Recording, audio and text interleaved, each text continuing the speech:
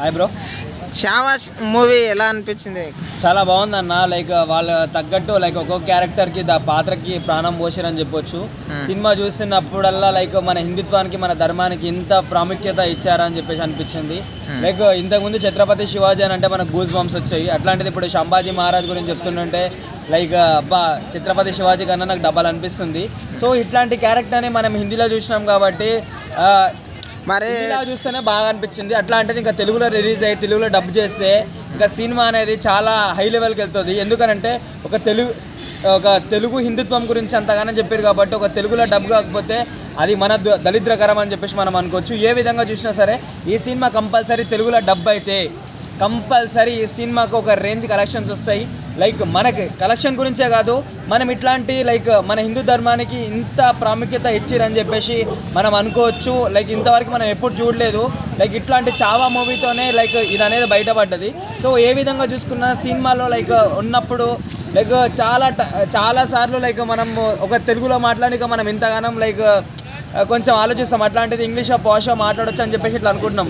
అట్లాంటిది లైక్ తెలుగుత్వం కోసం తెలుగు ధర్మం కోసం ఇంతగానం పోరాడిన సంభాజీ మహారాజ్కి నిజంగా హ్యాట్స్ ఆఫ్ చెప్పాలనిపిస్తుంది.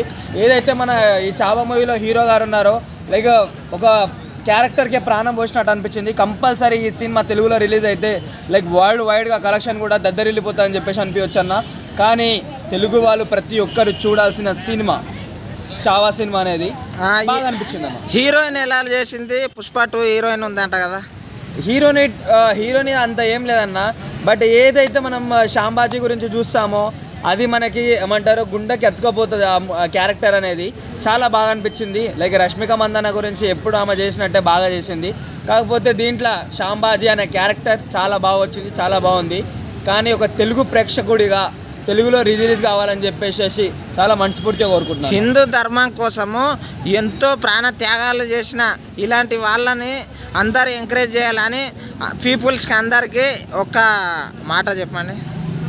లైక్ ఎప్పుడైతే మనము ఒక తెలుగులో మాట్లాడనిక మనం ఇప్పుడు సిగ్గుపడుతున్నామో అదే తెలుగు ధర్మం కోసమైనా సరే తెలుగు భాష కోసమైనా సరే చాలామంది చాలా కృషి చేశారు. సో ఒక్క మాటలో చెప్పాలంటే లైక్ తెలుగు లేనిది ఏ భాష లేదు. సో తెలుగు అనేది మన కళ్ళ తల్లి లాంటిది.